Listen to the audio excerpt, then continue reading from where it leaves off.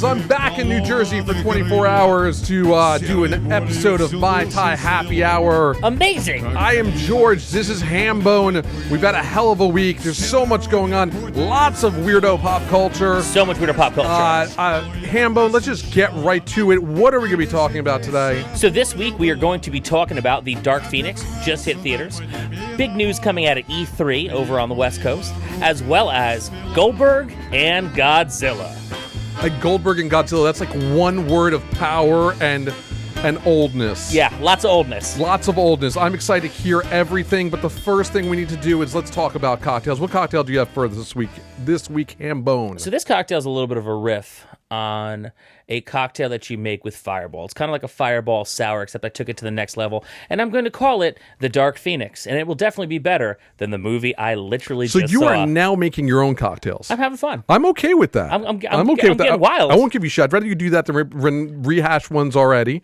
So this one is interesting because Fireball is kind of loathsome. However, someone inevitably always brings a bottle to your party. I've never had a Fireball. You don't. Mostly because I really don't like Fireballs, the candy. Right. You know, I just don't like hot things. Yeah, cinnamon schnapps is not a No. way to go. And when you mix it with a kind of a whiskey, even worse. However, there's a way you can dial it up. You can gussy it up nice and have some kind of fun with it. So this is going to be a cocktail. You're going to want to use a lot of ice, and you're going to put it in your shaker. You are going to put in, of course, Fireball whiskey. You're going to put 1.5 ounces of Fireball whiskey in this.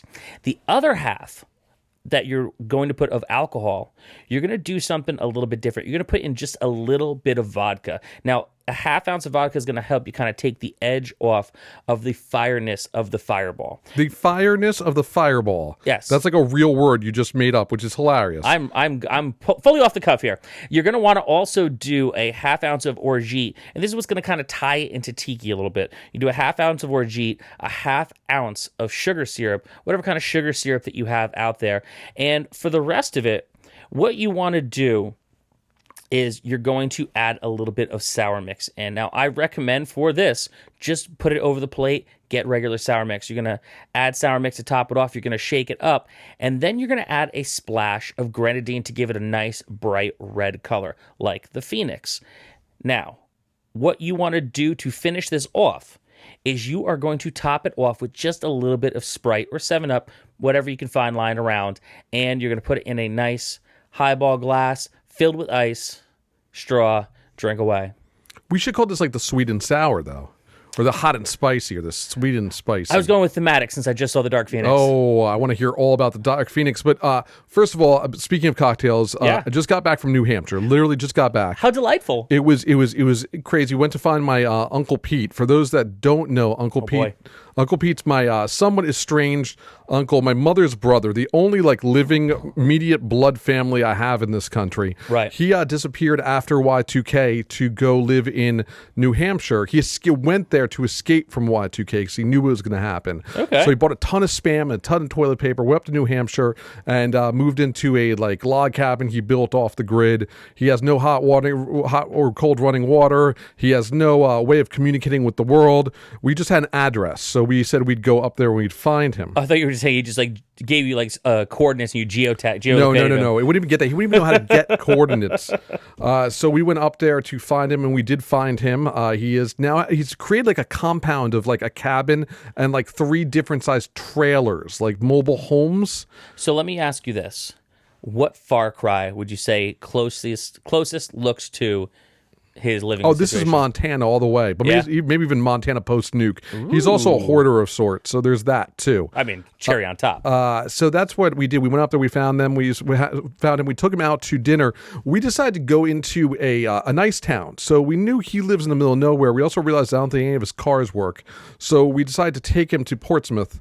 I think that's how you pronounce it, which is about a half hour from where he lives in Farmington. And we went, and I was like, look, there's like towns in New Hampshire don't look like where you live. It does not have to be a place where there's no running water, where you don't poop in a bucket, where you don't collect like rain to shower with when you've had a large rainfall. I mean, he also makes his own mint and like little like food and stuff, but I don't think it's anything really good.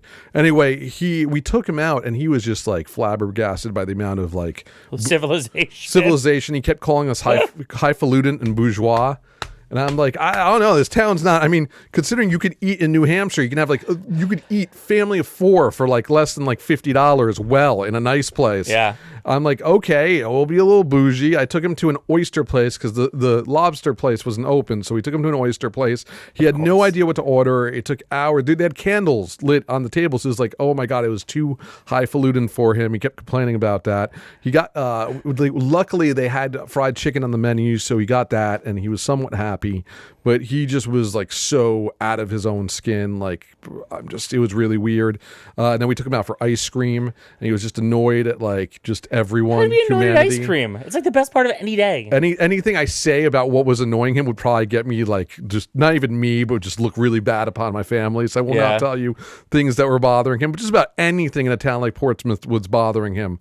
So that happened. But the big thing that happened in New Hampshire was I realized that I didn't realize that you can't buy hard liquor in a liquor store or anywhere in New Hampshire other than government-owned liquor establishments, these giant barns with miles and miles of liquor. If you catch my story today, which you won't by the time this airs, but I did go into one to go see what I could find. It's just so... I was trying to find Lemon Heart 151. Did you find it? Everything else but it. It was crazy, the stuff I found. Some of the weird stuff I found, and not so weird. I was going to pull it out. I found... got a box with me. First thing I found was Tiki Pineapple Rum. Tiki Lovers Pineapple Flavored Rum. Wow. I have no idea how this could work, but I think this might be good in like a painkiller, even a Mai Tai. Yeah, absolutely. Replace the Vsop Clement with this. It's 90 proof. It looks pretty solid. I'm going to try this out. It's got a cool label. Yeah, it's a cool label. I mean, I don't usually buy on label. This is also one of the more expensive things I got there, but I figure how bad could it be? I'm going to go try it. So there's it's that. rum. Can't go wrong. The next thing I found was we usually do Vsop Clement. I just found Clement Select Barrel rum, Ooh. French Caribbean rum. So I figured just for the Mai Tai, something different than Perfect. Vsop. Yeah. I've never heard of Select Barrel before, but I don't know. Looks good. It's a similar bottle though, so it might be by the same people, and I might be dumb. So I apologize if I'm saying something stupid right now. Well, VSOP is very special eau preserve. So the last thing, I always try to find something local when I go. Yeah, of course. New Hampshire makes What? a rum. It's kind of tiki adjacent. But it's the state of New Hampshire, Live Free or Die limited edition rum, and it's a dark rum, and it has the man in the mountain face. I love it. Who Uncle Pete explained to me that one day people went up to look at the old man in the mountain, and his face wasn't there anymore. Like 3 years ago, his face collapsed. Oh, no. It's gone. So the national treasure of New Hampshire is now gone.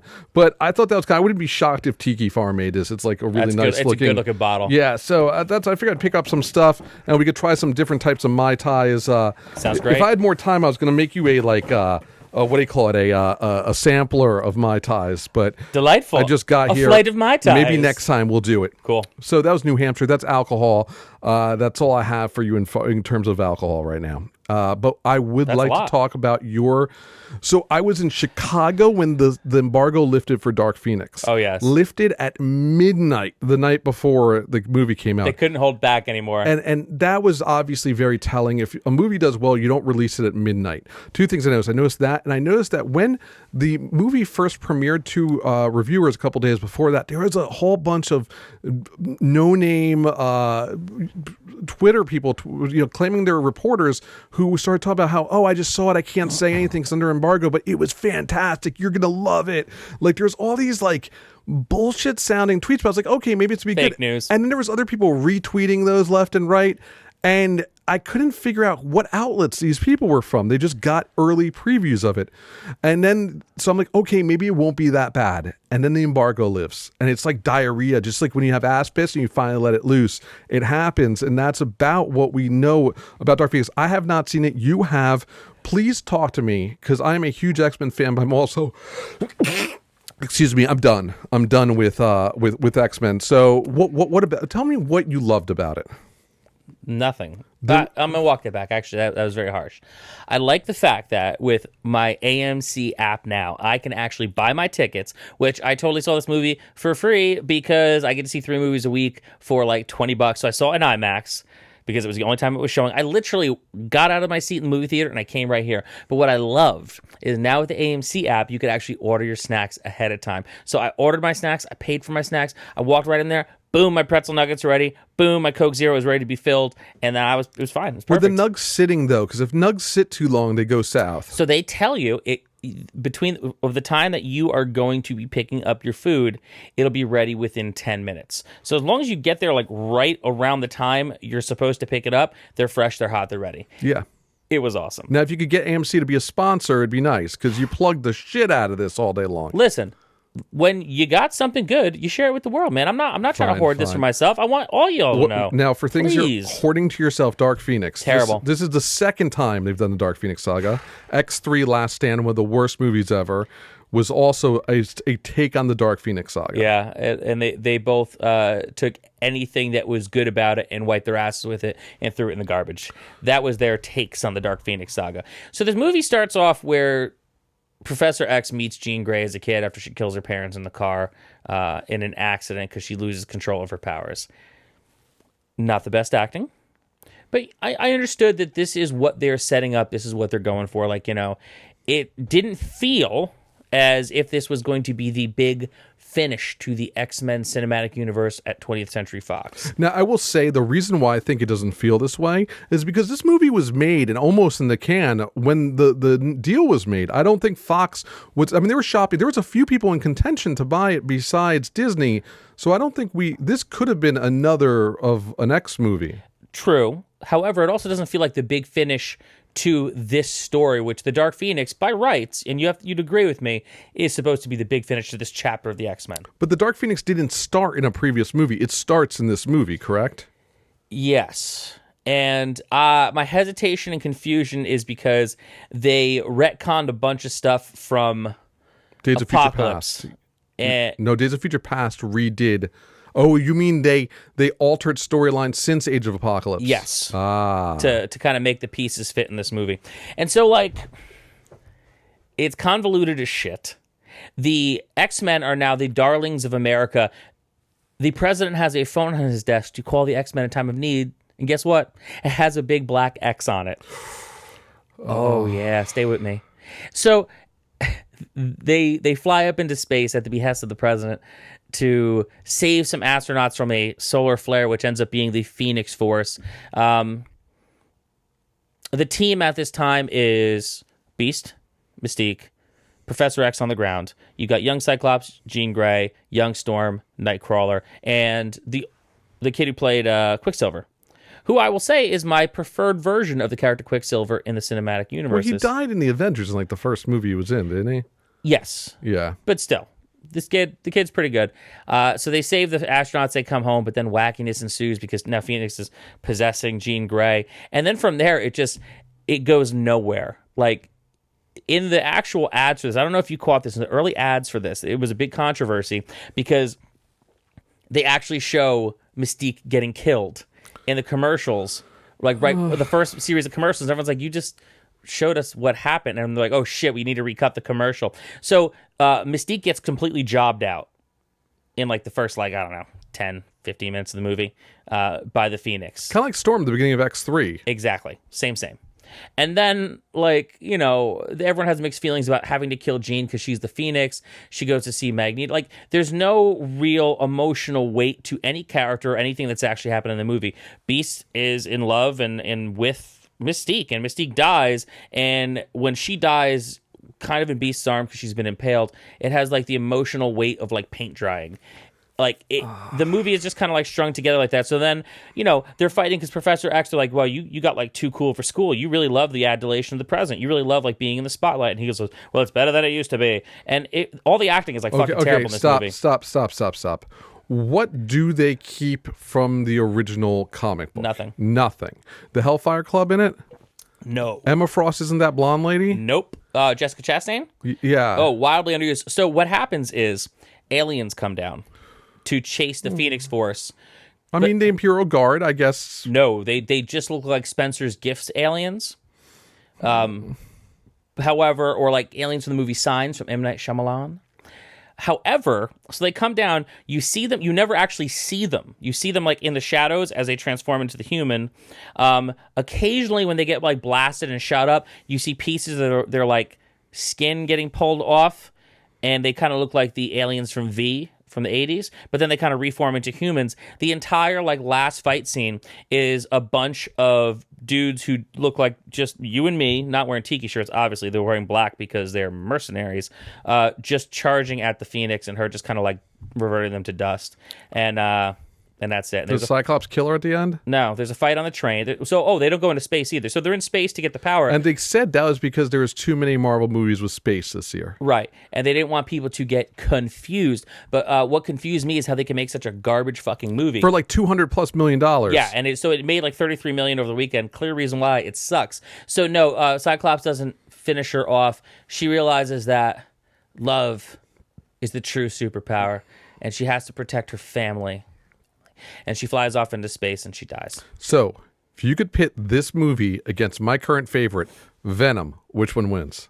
Venom in a landslide. Yeah. And I thought Venom was hot garbage. Holy crap. Venom is a cinematic fucking pinkies up masterpiece compared to Dark Phoenix. Like, though it's unbearably shitty of a movie. I sat there, I got a work call, and I didn't even stress getting up and going. I got back. I was like, I should have peed while I was out there. So I got up and I went to the bathroom and I came back and I didn't miss anything. Oh my God, I don't even know where to start with this. Oh no, you're cutting me off. Go ahead. Go ahead. No, it's worth it. Oh no, it is worth it. So Magneto has kind of a like genosha where the United States government allows him to live with mutants in peace. And, Of all the people they could have put in this movie to help out Magneto to try to kill the Phoenix, like I don't know the name of the girl who he had, but she had mind control powers. He had a dude with him whose powers were that he could attack people with his dreadlocks. Oh, isn't that guy in the comic book though? I believe he is. Or there's a guy with dreadlocks who's got the M over his eye. He's like one of Bishop's people. Yeah, no, but he was actually like using his dreadlocks as a weapon. Like Bianca Belair. Like Bianca Belair, but like nowhere near as cool as Bianca Belair. Like Bianca Belair does it. I'm here for it. This guy's doing it. I'm like, oh my God, he's got CGI dreadlocks that he's beating people with and like using as a noose. Oh, it was bad. It was real bad. Dazzler makes an appearance, but like as like a teenage girl, and she's like playing music and doing light things because they're having a party in the forest.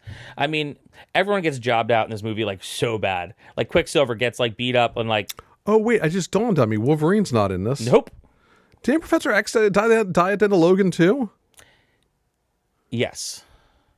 Oh, they retconned a lot then. Well, the X-Men cinematic universe is notorious for retconning shit because they consistently paint themselves into a corner and they're like, oh, but we need to use that guy. Okay, well, then... Did they have a new Wolverine? No. Just no Wolverine? No Wolverine. No Deadpool appearance? No Deadpool appearance. Wow, this sounds horrible. Yeah, the Blackbird can go into space now. Because reasons. Well, I mean, that's how it was in the comic book. They didn't go to space. No, maybe I don't remember. It didn't go up to space till now. Like suddenly, we can go to space with it. Look, this is it. I mean, basically, it's the pin. It's the pin. It's done. It's good. It now belongs to Disney. They got a huge tax write-off. They Thank can God. just deal with this. They can just forget about it. Here's the thing. One of the things that I appreciate about the Marvel Cinematic Universe and why I would argue that if you are going to have multiple characters existing in a world, why you should wrangle them into a cinematic universe is not just for the money. It's because there's a certain semblance of control you can exude over the characters, and that control is quality control. Where, you know what? At this point, there's been so many X-Men movies, and yeah, so there was the original X-Men movies up to X3, then there was the new batch with these kids. I should have been a little more upset when Mystique, who has been a character in 5 movies at this point, gets offed, and I'm just like, So I'm just gonna say 3 things, and then we'll end this as a thumbs down. First, thumbs down. First off, the reason why Marvel is better is because you actually have Marvel Comics who are running the show. Right. With Fox, you have a studio running the show whose bottom line make money. If it makes money, they make another. There's no thoughts of a cinematic universe. There's been nothing. That's why they've had to redo this thing 50 times. Instead of starting from scratch, they've never rebooted. They just keep finding ways to change time or something to augment. Like, this has still been one thing from day one. It's just that, because we've had crossovers where the old, Halle Berry shows up later on too. So we know that it's the same story that's continued on and on and on. Regardless, that's why Fox could never do it. Reason why Sony could never do it. And they even said it in that email scandal where they're like, why the fuck we can't make Spider-Man like Disney? Because you don't have the owners, the creators, the people who love it making it. Second thing is that the X universe, it just needed to end. It needed to end. I mean, there's no other way around it. It needed to end. So this is a good thing. Yeah. Let Disney take it over. Let's figure out how they can make it. I trust them. Let it die. What is it? Where does this fit as the worst? In terms of the worst or best X movie? I would say this would be if I had like a top 3 worst X movies, it would be Apocalypse, X3, and then this. Which one's number 1 worst? Apocalypse is number 1 worst. Yeah, that was one of the worst things I've ever seen. So this is like the 3rd worst. All right. The bronze medal, if you will, of worst. So we're in the middle of E3 right now. It'll probably be over by the time you read this, but I figure we kind of have to touch on it a little bit because so many of our fans are video game people. Maybe we can try to get Albert to call in, Albert Aiden next week because he's there right now. I think he might be interested in like sharing a little, especially from behind the scenes from being in the Capcom booth. I'd be curious to see what delightful what he's seeing. But Nintendo, obviously, big news. That broke earlier today. It's going to have Dragon Quest. One of the guys from there, the hero of it, is going to be in Super Smash Brothers. They're literally putting everyone in Super Smash Brothers now. As Banjo and Kazooie. So if you like Super Smash Brothers, that's awesome, I guess. I'm a little torn. So the problem with E3 is, and this is in general the problem with video games, it takes so long to make a video game that by the time when they announce something at E3, it's already like, that's my phone, I'm sorry. Yeah, it's old news. It's already, it's not even, by the time they announce it, by the time it happens, it's like 3 years down the line. Yeah. So they announced that there's a new Zelda in development, a sequel to the one from the Switch. Our friend Adam Berg, super psyched about Loved it. But it's like, they're saying it's in development. Well, what does that mean? Give us a date. Yeah, it means, so we got a couple scenes from it. We got some stills. We got some cool artwork we're going to show you. Animal Crossing, New Horizons is coming to Switch. I don't know. I loved Animal Crossings back in the day. I don't know who really likes it now. I think there are people who love it. It's a different kind of game. Animal Crossing to me always seemed like a game that when you start being able to get games on your cell phone, like this would be like a great, like I'm on the train game. That would be like the best cell phone game. I don't know why it's never hit mobile. Because Nintendo's always had a problem with making things for, they've been the last to jump to mobile. Yeah. They made, instead of making just porting Super Mario, they went and made the Super Mario Jump that was not very good. Run or whatever it was. And it's because they don't want to bastardize the sale of their mobile units, but still I think it's a different audience. People who buy a Switch are not necessarily the same they're going to play on their smartphone. I would, and I've played the shit out of Super Mario Brothers. I'd pay $10 for Super Mario Brothers from my iPhone. Are you kidding me? Like any of those old Nintendo games, like, oh yeah, you could just play it on your phone. Sign me up. I would reinvest money in games that I've played to the bone. Speaking of which, your favorite game is coming back in 2020? Castlevania? Just Dance. I don't dance. Just Dance. Oh, you do remember. I've got, there's footage of you out there doing the dancing thing on the dancing machine. That ain't me. Speaking of which, everyone's been asking and waiting to find out. So was your back psychosomatic? Did the MRI come back? Oh my God, that's right. Yes, no. So I had 3 MRIs. I had one on my neck, one on my lower back, and one on my hip. Hip came back fine. Neck is arthritis. Lower back is arthritis. Bulging disc in L4, bulging disc and spinal stenosis in L5. Does anything require surgery? There's no surgery that can really be done, they said. It's an ongoing condition. I'm going to get an epidural in a couple weeks, which they said could help me for like 6 months to a year. In the meantime, I'm just doing a fucking lot of cardio, a lot of yoga, and I go to physical therapy twice a week. I'm just going to tell you that I'm perfectly fine with wheeling you around Comic-Con in a wheelchair. I appreciate that. If you can pull off like some sort of need for a wheelchair, you know, doubtful. I'll be happy to do it. Or at concerts, you know, they always get the better seats when they have wheelchairs. George, if you become my wheelchair friend, I won't be upset. I won't make fun of you. I won't make fun of you. Would you lift me up to crowd surf in the wheelchair, then put me on the stage? Those people are idiots. I'm sorry. Like, Yeah, that's just because not only the person who is like up there, but the people. You really don't have me saying it. I mean, that hurts. That hurts. Wheelchair crowd surfing is not a cool thing, but it's like hard because if I say that, I sound like an asshole. Because they should have. Well, they could also not need the wheelchair. You could just crowd surf without the wheelchair too.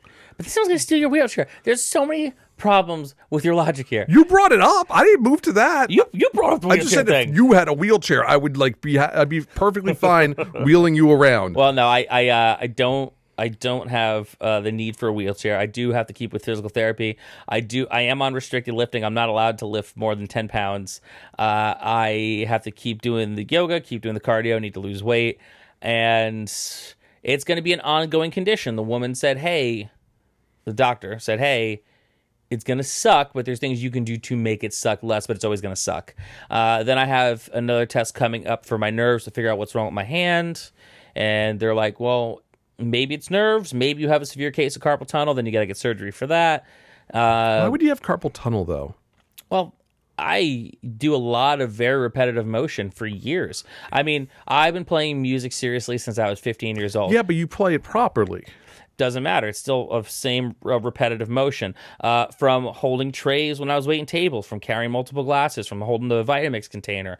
My hand's constantly in a position where it's locked onto a steering wheel. I mean, there's a myriad of different things that I do repetitively that I've been doing for years that could, I mean, it might be that, it might not be. I won't know till I get my nerve test. So I don't think if you get a hook hand, they'll allow you to get the better seats at a concert, though. No. But if you do, we could still try. We could try, or I could like zip line Robot in. hand. I don't know. We'll try to figure out. So play guitar. The other people claim you're cheating. I don't know. Yeah. So Bethesda, no Fallout stuff this year. I think they're just gonna keep working on Fallout 76. There was some Doom news. That's about it. The big thing was yesterday at Microsoft Xbox's presentation, which I care less about because I'm so not an Xbox fan. But Keanu Reeves came out and announced that he was doing Cyberpunk 2077, and for some reason people went nuts. He melts everyone's hearts. I mean, I get it. I love Keanu too, even though I was very upset with John Wick last week or the week before. Like, right. I get it. You'll get over it. But, you know, people are psyched to see him come back. I mean, they also said there's like 60 new titles coming out to Microsoft, and there's going to be a new Microsoft system coming very soon. Yeah. Can I just stop right there? Sure. None of which I give a single shit about because I will never, ever buy another Microsoft video game product ever after all the fucking hell I went through with the Xbox. Yeah, Project Scarlet, Halo. Everybody's talking about Halo. I never liked Halo. Yeah. Never liked Xbox. Bring on the Sony press conference. I think that's tomorrow. I'll keep you updated. Nintendo's happening right now. Nintendo has been happening for a little while now. That's why I've been following. Anyway, we need to talk a little bit about wrestling. We haven't talked about wrestling in a while. And this weekend was, I mean, there's so much. We are still struggling on how to introduce more wrestling on this show without boring the people who don't like wrestling. We understand a lot of geeks are also not wrestling fan or combat sport fans. We've been toying around with doing like a separate show, but then wrestling gets really bad, and I don't want to have to talk about wrestling when it's not good. Yep. So it's kind of like we're in a weird state. Like, I would love to do a podcast where I talk about wrestling for a half hour, but when it's not good, I don't want to pretend to but I also don't want to be one of the 4,000 wrestling podcasts out there that just shit on pro wrestling. And that's the thing too. I don't want to spend a lot of my time shitting on something I completely love. Yeah, and I still love pro wrestling, even though it's bad. Yeah. And I mean, granted, like, you know, I just took a big old dump on the Dark Phoenix, but I want it to be better. It needs to be better, and that's the thing. Like, there was nothing. But there's plenty of movies you love, though, too. I love so many movies. I go to the movies all the time. We don't sit here every week talk about how much movies suck. You're right. I usually do gush over things, especially on Netflix. Yeah, love you, Netflix. And we will be talking very soon about Handmaid's Tale on Hulu as well as The Dark. We need to sit down. I gotta take a moment where I'm not traveling, and so I've been watching. Oh no, we shouldn't just tangent. I do this so much. The bad movie. I've run out of movies on United. Like, I've watched all the movies. You have at this point, and I will say that the Queen movie significantly better than A Star Is Born. Really? Yeah, if you were to pick one of the two on an airplane, you pick the Queen movie. I don't know a ton about Queen, so all the bullshit they called on the docu stuff, I don't know. Yeah, so it was really good. So yeah, I mean, I would say the ignorance on the subject is truly blissful because you don't know. That's great. Whereas A Star Is Born, I'm like, oh Jesus Christ, do I really need to watch like Scott Stapp fall in love with Lady Gaga and like and then die? I mean, it just does nothing for me. I found that movie horribly boring. Definitely the Queen movie, the acting is so good and the music's so good that I don't really care if like I don't know, he wasn't portrayed gay enough or something. I don't know what the arguments were for that movie. I thought it was great. Well, let's bring it back to Goldberg. Goldberg has returned to the WWE after a 3-year absence where he retired last time, sort of. He said, I might be back one day. He came back and he fought The Undertaker. Well, I mean, I might be back one day translates to I might be back one day when you might back up that money truck. When a Saudi prince might back up the Yeah. money truck. This past week, WWE decided to combat the greatness, which is the new All Elite Wrestling program and federation that's slowly being built out, which we'll talk about at a later date. They decided to fight that by doing another Saudi Arabia show, which, to be fair, me and Hambone, we understand why Saudi Arabia is just a giant turd place for many reasons. We're also wrestling fans. Same reason why I'll still watch Mad Max movies. We sometimes compartmentalize a little better than other people can. We watch Saudi Arabia wrestling. Well, I don't hate watch Saudi Arabia wrestling. I wait till the next day, figure out what the hot gauze is, then I go back in and I see what's important. And this time, we had to watch about Goldberg. Yeah, and the worst part is they blew their whole load in the first match. The first match was actually enjoyable. Seth Rollins versus Baron Corbin with a almost cash-in by Brock Lesnar. But that's not what we're here to talk about. We're here to talk about Brock Lesnar versus The Undertaker. 9 minutes of glory. If you have the WWE Network, it's worth pausing right now and going to spend 9 minutes and 10 minutes of intros, of entrances to watch it. Pause. Okay, now we're back. And I actually have not seen the entire match. I've seen all the GIFs, which I think produce a decent-sized match. Oh, yeah. And from what I hear, so here's the rumors I hear from how it started out. Rumor has it Goldberg was told, do not smash your head into the locker. Because last time he did that, before a Raw, I believe, he busted open his head and it was bleeding all over the place and was concussed. Well, it looks like it happened again. He bashed his head. It looks like there was an extended length intro where he didn't show up because he was being screamed at by bosses in the back. I've heard this rumor, and this rumor could be true. So, he did have a little ding on his head, right? He did take extra long to come out. They paid him like $2 million for this match. Now, we're not exaggerating when we say the match is about 20 minutes, 10 of which is them getting to the ring. 9 of which is the actual match. The rest is the Undertaker looking just less than thrilled. So I believe it, and I believe that, whatever, I know some people, when you are a sports person, a sports entertainer, an athlete, a musician, or an actor, you got to get yourself into a certain headspace that gets you into the moment, into the zone. But man, you don't need to smack your head on a friggin' locker. Like, come on. So I believe there was a handful of moves that, first of all, I heard Goldberg was loopy coming into the match. Right. Already hit some spears. It looked fine for the first minute or two, and then he just started screwing up move after move after move. So he was blown up walking from the back to the front, right?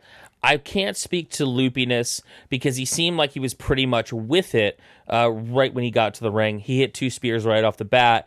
And, moving at the pace of a dude who is his age, and I'm not shitting on him because he's older, but when he's only 10 years older than us. Yeah, when you do get a little older, you move a little slower. And if you're not in the ring shape that you were in when you even came back 3 years ago, because they just called you up and pulled you off the bench to go do this, look, we expected things weren't going to be like crazy. However, he goes to do another spear. And now there's a move when they do kind of like a spear and they miss. It's a football tackle. It's a football tackle. But sometimes you do it and you're too close to the turnbuckle and you're supposed to make it look like you smash your head, but you kind of smash yourself in the shoulder. Well, normally, WWE has these crazy plastic things around the outside. So it kind of cushions the blow and adds to the aesthetic.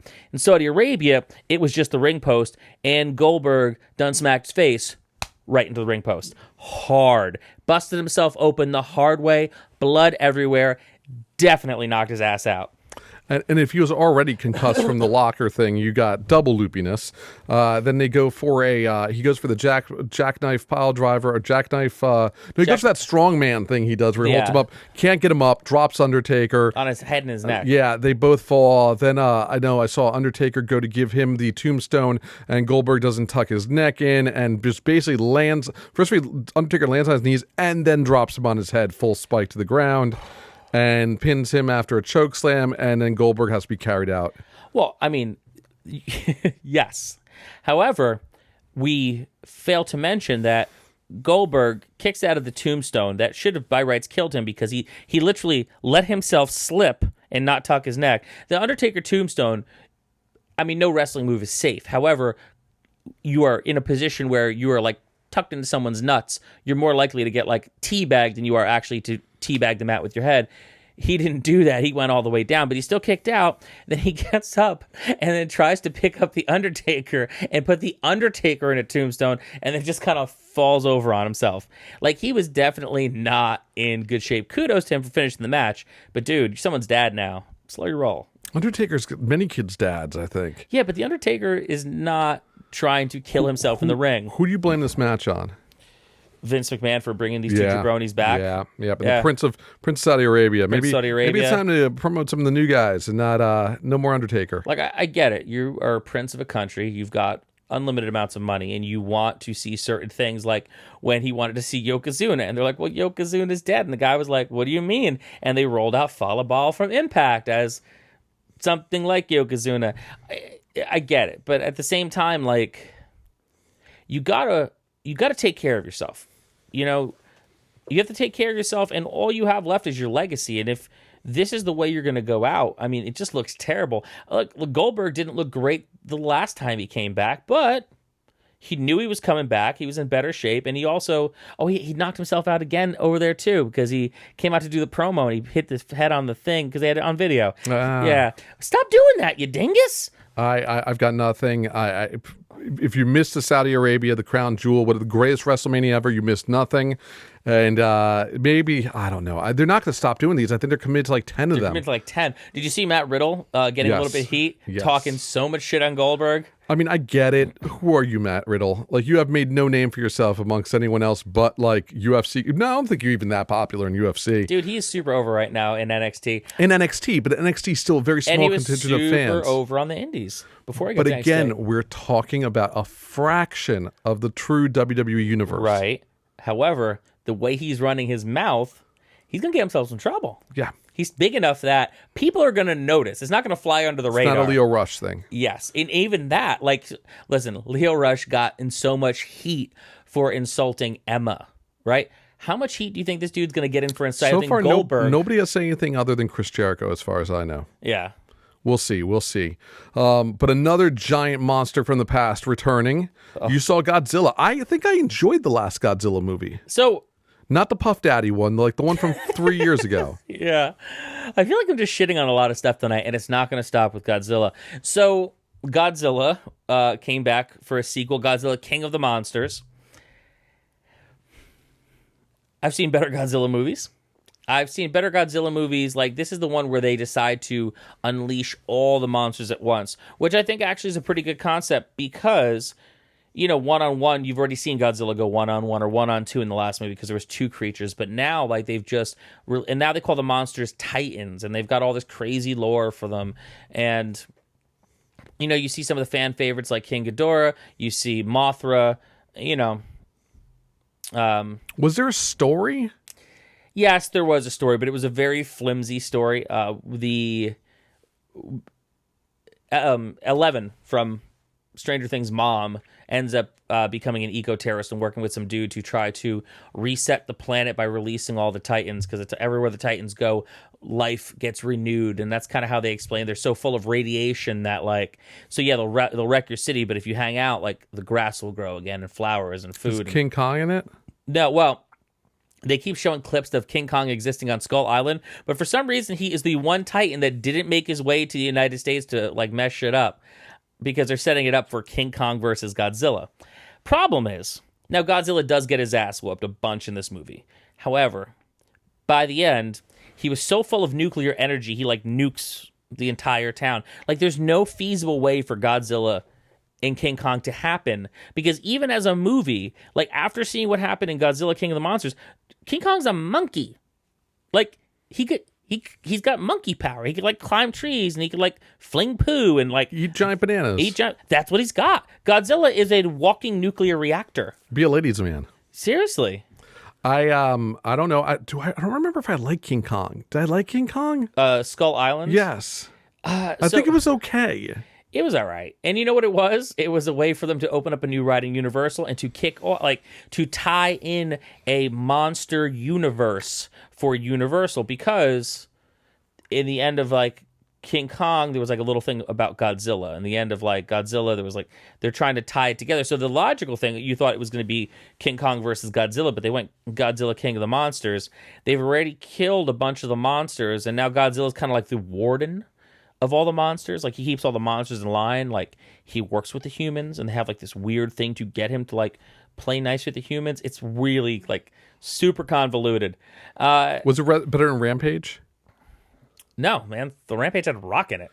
All right, fine. The Rampage had like, listen, Rampage was ridiculous, but Rampage had a very like cohesive story compared to Godzilla. What's next on their shitty movies you're gonna go see? Dude, I don't even know. I mean, I just kind of saw everything. You got to catch up on TV. I'm fully the feel bad stuff is coming in full force. Yeah, but that's your neck of the woods, man. Do some full. You're gonna do Dark again. Oh, I'm doing Dark, and they actually finally released a new trailer for Dark, which looks fucking. I think bonkers. It's coming out like in a week. It's coming out in a week. So in a week we get. So this Friday we get Jessica Jones. Next week we get Dark. I'm trying to think what else. I don't know if I could do Jessica. You might have to do Jessica Jones. I will. I'll take the bullet for you. Good Omens. We're going to talk about soon. I saw Nosferatu, which we're going to talk about soon by Joe Hill. Stranger Things awesome. is coming up July 4th. Okay, soonish. But that weekend we have to figure it out because we need to get our Spider-Man tickets procured because we're going to Spider-Man, and then Stranger Things. I'll figure it out. I've been watching a lot of TV. So I live in a basement. It's what I do. So I also went to just little housekeeping things. 3 Dots and Dash now has a gift shop. Finally, I've been there so long that they we have a gift, and they sell shirts there too. Do they recognize you when you go in now? No. Oh, the guy at the front door does. The guy at the front door has recognized me for the last couple times I've been there. But 3 Dots and Dash now has a gift shop, and they have a new monkey mug that I picked up. That's very cool. Their mugs are horribly expensive, but still so nice. Yeah. We went to the Kowloon. Yes. On the tiki side, we went to Gabe went to like his 6th or 7th tiki bar now, which is funny that my kid at 2 has been to so many meccas. Yeah. But we went to the Kowloon. The Kowloon in Boston, you've been there, correct? Yes, I have. Kowloon is one of the largest tiki bars in the world. I can tell you this: I don't remember their drinks being that good. Their drinks were very good. They're just very good, yeah. Alice had a Mai Tai, and I had I went soft because I thought the drinks would suck, so I had a mango mojito, which was excellent. But she had the Mai Tai, which was really good. More of the Don the Beachcomber flavor than the Trader Vic's. It's got a very unique flavor, but I like it. Very, very good. So we went there. Calhoun. We took pictures in front of the monkey. I bought their anniversary. They did a bowl, which actually has the Kowloon on it. That's awesome. Not a big fan of bowls because they take up a lot of room. Yes. And I've already run out of room for tiki mugs. Yeah. At this point, I just have no more room for tiki mugs. But I needed this one, and I thought I love that the Kowloon it was a Monday. It was a Sunday at 3:30 p.m. Packed. Oh, dude. Packed. I was there on a Wednesday night at like 4:30 in the afternoon, front to back. Absolutely crazy how packed it was. I was blown away by just like the amount of people there. We were going to go to Hookah Luau, which is awesome. I wish you had gone when I was pounding on you. Supposedly late last year, they went into renovations and de-tikified it. I heard about that. I couldn't make it, though, when I was up that way. I was working a fair. In New Hampshire, at that town that we mentioned before that I'm blanking on right now. Portsmouth. Went to Bull Moose Records. Yes. Which I guess there's a few of them out there. There's a couple of them, yeah. And a very nice gaming shop / gaming video games and comics, and not comics, and vinyl, which is pretty nice to see that much real estate given to that much music. No, it's a legit real music picked store. Up an X album they only had a special color version of there, and picked up the Rick and Morty card game that you told me I had to buy at some point. Nice. And finally went to that really great brunch establishment. The Friendly Toast? The Friendly Toast. So we went there twice. Really, again, in Portsmouth. I cannot say enough good things about it. I mean, I brunch hard. Their French toast, they had 2 types of French toast we had. One was an Elvis one, which was a 2-pizza French toast. Pancakes. Pancakes with bacon, veggie bacon. Yeah. And peanut butter and chocolate chips and honey. Oh. Yeah. Oh my God, to die for. Yeah. And they're just amazing foods. But I love the fact that it was one of those kitsch places where every inch of the place is like intergalactic space aliens and robots, and the artwork is amazing. The people that work there are great. But the reason why I'm bringing it up is also because it has tiki drinks, including the painkillers and Mai Tais. So you can get a flight of tiki drinks. See, when I was there years ago, during breakfast and during brunch, like you can get like PBR Bloody Marys. They weren't making tiki drinks. Wow, that's awesome. And the last thing I did last week was I stood on the side of the Sears Tower from the top of the Sears Tower. How scary is that? That was the scariest thing I ever did. So I'm not technically afraid of heights, but I stood. They're called the skyboxes. It's on the top floor of the Sears Tower, the Wills Building now, I think it's called. Yeah. And it's a box that goes out over the building, and you stand up. There's nothing below you but the skyscrapers. And I never experienced vertigo like that before, where I literally just had to step back because I lost it. Yeah. Like, it was really like, wow, this is scary, but I'm not I a don't. fan. And I'm not afraid of heights as much as I'm afraid of instability. Yeah. Like, as long as I'm in control, I don't mind. Yeah. Which is why which I don't have any interest in doing skydiving, especially tandem, where my life's in someone else's hands. Dude, you're a dad now. Yeah. There's no well, even skydiving for you. before that, there wasn't Shut any it of down. this. So Shut it down. You know, there's that. But that was kind of fun too. That's awesome. So I don't know where my adventures take me next, but I'm glad that you are going to live. Yes. You're not, no pro wrestling for me. No pro wrestling, and hopefully get fixed up pretty soon. We're getting there, man. Because we gotta get you. Your goal now has to be New York Comic Con. I'll be able to go to New York Comic Con. Well, that's a lot of walking. That's a lot of walking. Walking is when I actually feel the best. Really? It's the weirdest thing. So, like, standing, like, after a while gets to me. Sitting, after a while gets to me. Long drives, after a while gets to me. Flying, after a while gets to me. Like, laying down, awesome. Walking, I feel great. Because it's constant movement. There's no, like, pressure anywhere. It's kind of, I mean, I'm not a man of science, but I feel like that's how it works. So if you see Hambone in the wild, do not tackle me. I'm delicate. No tackling, no slapping on the back really hard. Yeah. We don't want to burst those discs. They're not herniated yet. That would be bad. So please don't jump on Hambone's back like I have been ought to do many a times. Yes, no more. No more Bad. jumping on back. I'm delicate. Pool parties, do not hurt him. Yes. We're delicate. You're very delicate. No chicken fights in the pool. No chicken fight in the pool. Anyway, Hambone, how can the kids reach you? You can find me on the Twitter at Hambreaker. I tweet about professional wrestling, cute animals, and Dungeons and Dragons. You can also find my daily adventures on Instagram at John Hambone McGuire. I'm leaving the house more now. It's spring.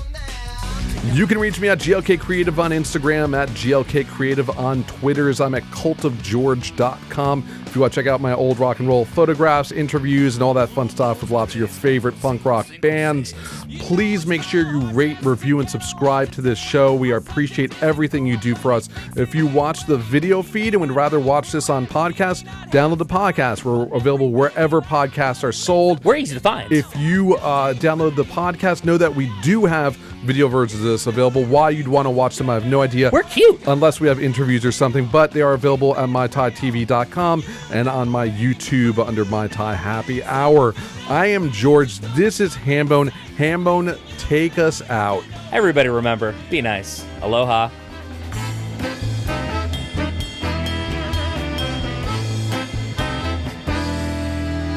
Get it.